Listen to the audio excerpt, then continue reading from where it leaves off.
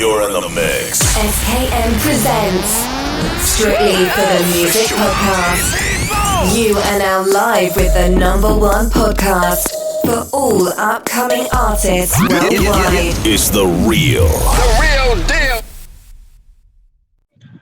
Welcome back to another episode, Strictly for the Music Podcast. I'm your host, SKN. The next guest I got live in direct is the one band and got one collection. He plays bass for the band Horror on 24.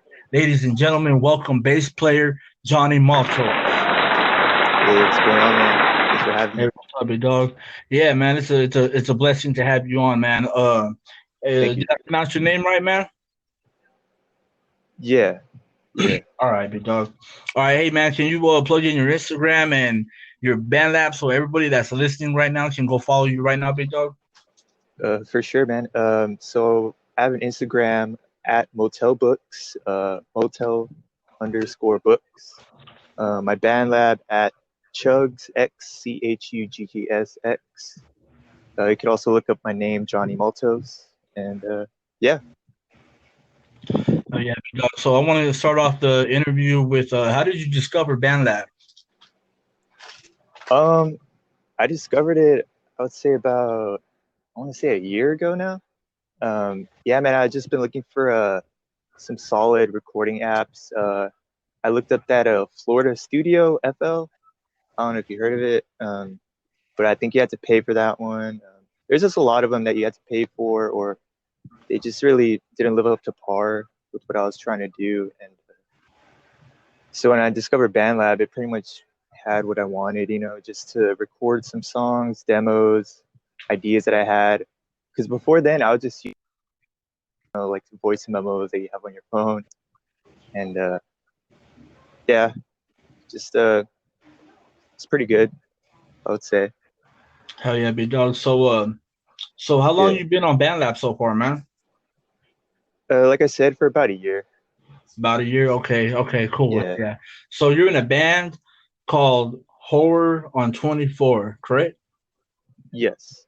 How did is this your band or So it's a band that I started with a buddy of mine from I met in high school actually, and we've been around for about, I want to say like 2 years, kind of active, inactive. We kind of had members come and go, and I kind of just used BandLab to kind of put our music on there as well. Not just my music, but also like what I've been putting with the band. And yeah, it's kind of like us, and just a 4-piece right now. We just put out a single actually a while ago called Crystal Eyes. We've got a video out for that. So if anyone's out there and they want to check it out, please do. Just your old school metalcore vibes going on, stuff like that. Hell yeah, man. So how did you get inspired to play bass, bro?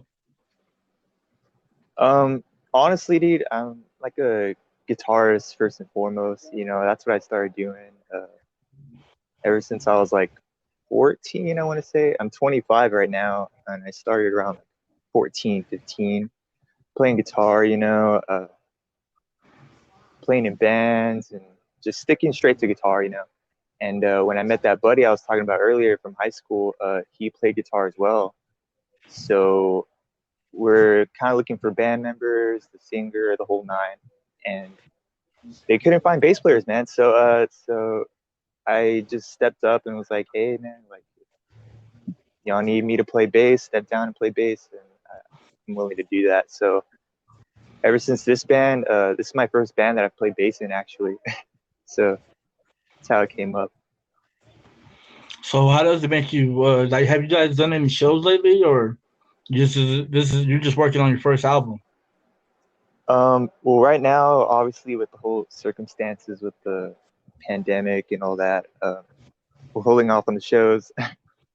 But yeah, man, before that, we were playing a few shows just around the local scene. I'm from San Antonio, Texas, and just playing around the local scene. And like I said, with the whole members coming and going. It had been pretty less active recently, so it's kind of been slow right now. But yeah, we have played shows, and for music, we're recording an EP, and it's being mixed and mastered right now by some dudes that we know called Stone Creek Studios over here, and they're still working on it. We're just waiting on the mixes to come back.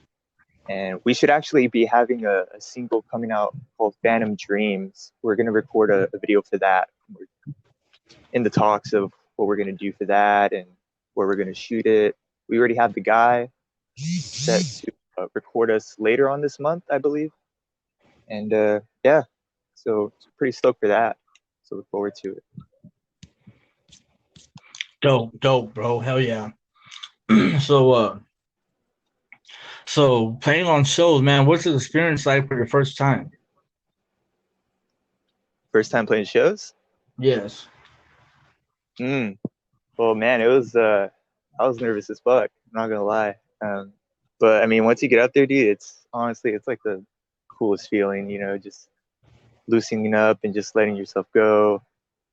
And it's honestly, I really miss it thinking about it, and I really hope that we can play shows sooner than later. Because honestly, that's one of the main reasons why I wanted to even start a band. Just get out there, write some songs, just anything, just to get out there and play shows. And the first time was probably the best, man. It was something else for sure. Do you know what song you played? For our first show, it was pretty much the stuff that we pretty much the first stuff that we recorded the EP, like the good 4 or 5 songs. The song that I mentioned earlier that we have a video for, played that one. It was a few. So this was way before the pandemic, right? So this was like in 2019, you think? Yeah, around there. 2019, maybe even 2018, I would say. So this is your first time doing an interview for your band, Big Dog? Yeah, it is. That's dope, bro, because you know what? I haven't had a musician that plays bass on my podcast, man, and I'm happy that you accepted this offer, Big Dog, because you know I get to show people different music, you know, man. What are your biggest influences, Big Dog? Ooh, big like music-wise, artists and stuff Just like something that. something that inspires you to motivate to create your music, bro. Yeah, I mean, mostly, dude, it was the bands that I grew up listening to, you know. I mean, I grew up with 2 older siblings that listened to a lot of rock music, punk. Even my dad listened to like Ozzy Osbourne and stuff like that. A lot of that stuff, just listening to it, just really, I don't know where it came from, man. Just the drive to like be like, man, I wonder what it feels like to create that kind of stuff, and these riffs that I hear and the vocals, like it's just so powerful. Like what do I have to do to have that kind of power and that kind of drive to make other people feel like the way I felt, you know what I mean? So it was definitely like, oh man, like stuff that my sister listened to. It was like bands like System of a Down, Blink-182. She had a bunch of stuff with punk bands like Bad Religion. It was a lot of those bands that definitely made a huge impression on me as a little one. And then, Hell yeah, man. So, I back in the day, I used to listen to System of a Down skateboarding back in middle school, bro. So, hey, yeah, see, man. that's what I'm talking about. So, so besides your biggest influence, Big Dog, you said you got an album that's getting mixed and mastered. You got a date that's going to be released, Big Dog? Man, not at the moment. I wish I did. They're really taking their time on it, and I mean it's really no pressure, but they keep us updated every now and then. but nothing really set in stone right now. Hell yeah, man. So, any artist you would like to collab dead or alive, who would it be and why? Oh man, um, I would say any member from. There's a band called Avenged Sevenfold that probably like my most favorite band. They're like probably the most influential on my original music. I would say, like when I make my own stuff, that band is definitely what I had a template on. So to write with any of those guys, especially their drummer man, that he died back in like 2009, to have hung out with him and to have written with him in a room, it would have been fucking awesome. Hell yeah, big dog. So, do you have any special shout outs you want to give, man? Um, nah, I would just say appreciate you for having me on, man, and anyone listening and who checks out my socials, my band Horror. I just appreciate it so much. And, yeah, Hell yeah. it's really cool. Hell yeah, big dog. I got a couple more questions though. So, what did you do outside of music, man? I'm sorry. What do you do outside of music? Ooh, uh, man, it's music's like everything to me. Honestly, I mean that sounds kind of gay and cheesy, but like out of working for 15 plus hours a day, that's all I do, man. I'm just writing, or if I'm not writing, I'm thinking about writing. Um, just playing guitar on my own. Just I recently got some new gear for my guitars, and I've been messing with that stuff. Um, whenever I have time, I have a drum set that I play that. I play a good amount of stuff, man. I play the drums, the bass, guitar, a little bit of saxophone, a little bit. Um, so whenever I have a little bit of time, man, it's always music, always. That's right. So you started playing guitar first, and then you went to bass. Yeah, that's right. That's what's up. So how long have you been a bass player, man? Or is it the same thing? Like, see, I don't know guitars and stuff like that. So I want to get to know like what is the process of being able to like follow the keys and everything, man? Like, how'd you get that down? Um, it was pretty much. It's very similar actually when it comes to guitar and bass. It's just like rhythmically.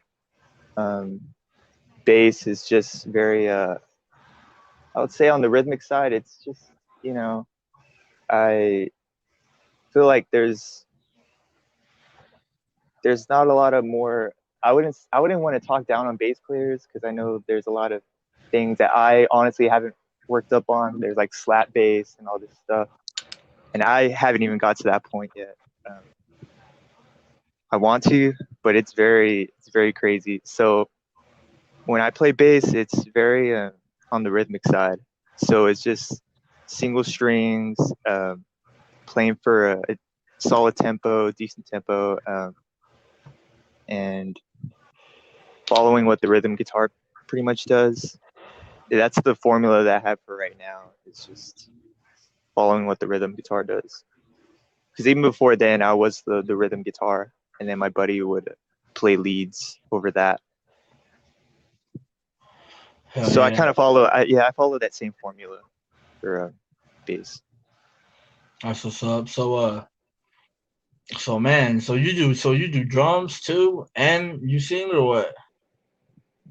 Um, yeah, I mean, I've just barely started trying to sing, man. I'm just barely putting that out with the. I have a few covers on BandLab of like Sublime and Blink-182, but yeah, I'm starting out the singing, starting to put it out there.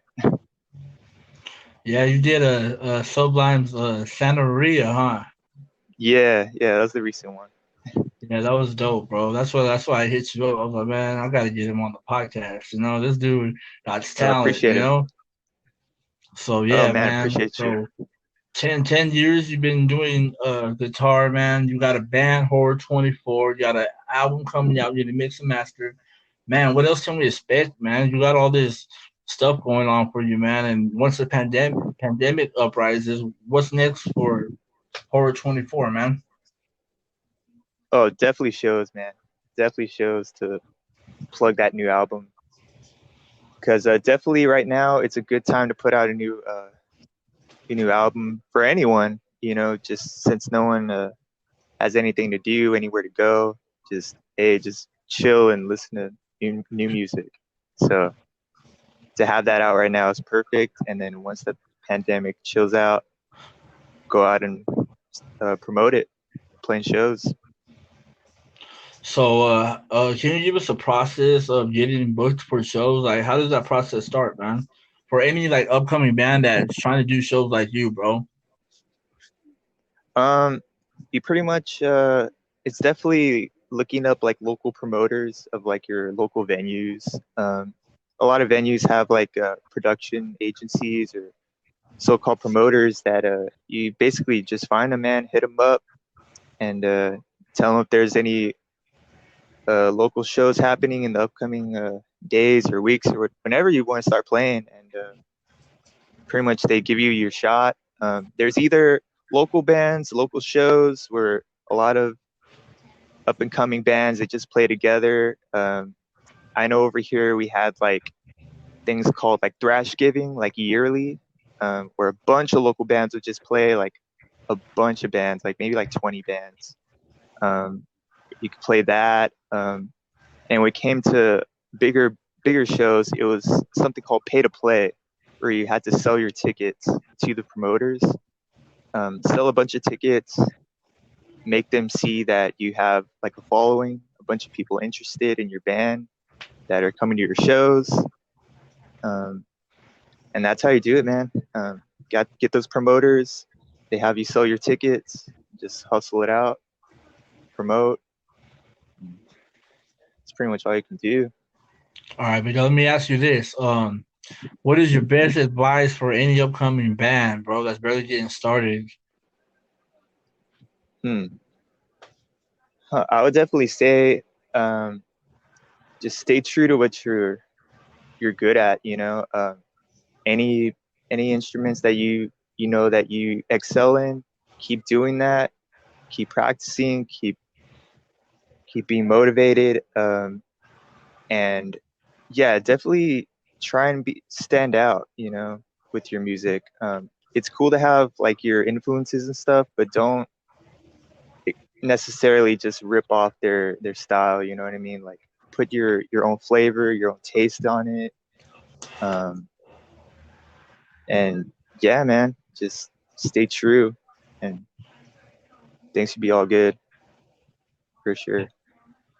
Hell yeah! So, can we expect any more covers from you in the near future, man?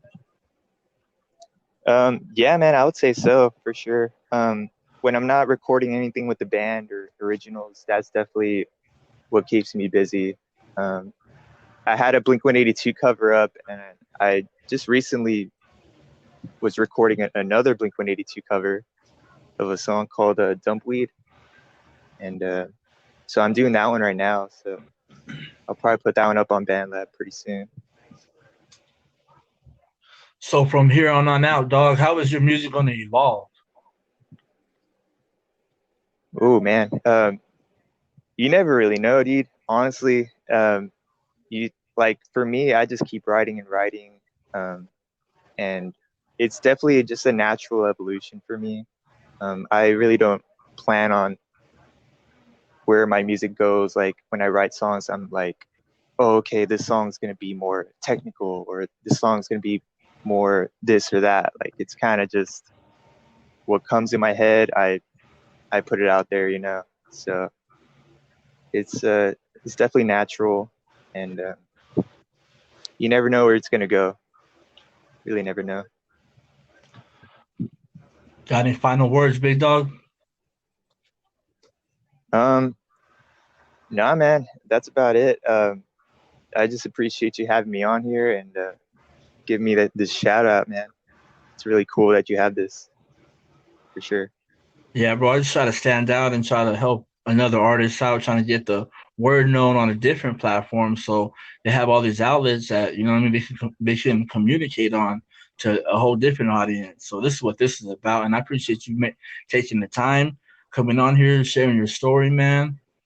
This Hell is yeah, this man. is this is the next level right here, big dog. So give another shout out to your Instagram and all that. So one more time, so we can close it, big dog. All right. All right, cool. So again, my Instagram is at motel books, motel_books. And if you want to check out my band lab with my covers and some originals on there, it's at Chugs XCHUGGSX. And yeah, appreciate it, man, for sure. Hell yeah, big.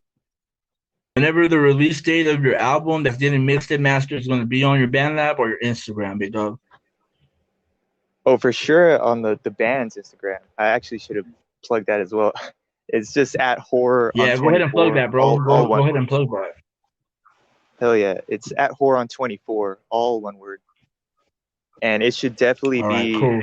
on our Instagram and our Facebook. Just look up horror on 24 and you can find our Instagram and our Facebook for sure. All right, there you got it, ladies and gentlemen. Johnny Maltos from Horror on 24. Give him a big shout out from here in Kansas City, Missouri to Texas, big dog. So, hey, man, thank you for your time. This is Strictly for the Music Podcast, and we're gone.